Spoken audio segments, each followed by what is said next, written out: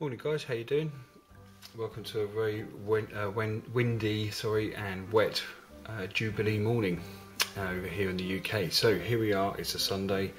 Last night I was sitting there and I just finished working on the board and I thought to myself, well, what am I going to do tonight? I need something to keep me busy because there was just nothing on TV. So I thought, well, what I'll do is I'll focus on building some servitors. So I set myself a challenge. I raided my bits box and I got to it. And I was inspired by a diorama that's in the Imperial Armour Model Masterclass Volume 2 book, and I saw these servitors in there and I thought, wow, wouldn't it be nice to do something along those lines? And this is what I've done, so I thought I should give you a quick look. So these are just bits and pieces that I've got laying around. Now, if you remember, these bodies were given to me a while back by a friend of mine, and they're the original Imperial Guard. And I think they're out of print now as well, and so I thought I'd use these because they made for really good sort of like bodies for servitors, because they're slightly out than the normal GW or the new GW range. So it's just bits out of my bits box, stuff from Tartarus Terminators, bits and pieces that I just had there really. There's some bits from the Servitor anyway, from the Servitor skull.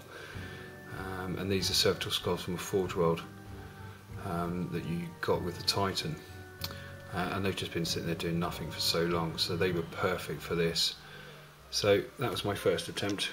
Then I thought I'd use one with a flagellant body and use the GW servo skulls, and that came out quite nicely as well. Let's just have a look at that.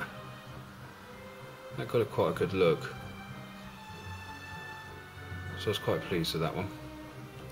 And then I thought I'd do one with a Vox caster so the Tech Marine can shout his orders through, and a little targeting device on the top. Now all of these servitors are going to be working my gun heavy weapons or gun emplacements for my pre-heresy army, so they'll look quite cool. Don't know what colours I'm going to do them in yet, so I'm still sort of thinking about it. Now I've used front sections from a land speeder, and I've used that aerial from a land speeder as well as part of his arm. It's almost like it's a claw or a sort of welding device, and then he's got a flamethrower on the other end. And I've used an old Chaos backpack just to sort of give it a bit of thickness. Now I need some guitar wire, I think, to plug into that. That'll look quite cool, but I think Harlequin Han and Voodoo Walk have managed to salvage me some from somewhere. This piece I really quite like as well, and that's just using a zombie arm, the front section of an aerial from a land speeder, and some other bits and pieces, and these were just sort of like laying around, so I just chopped them up. So I'm quite pleased with those. So they've come out quite nicely.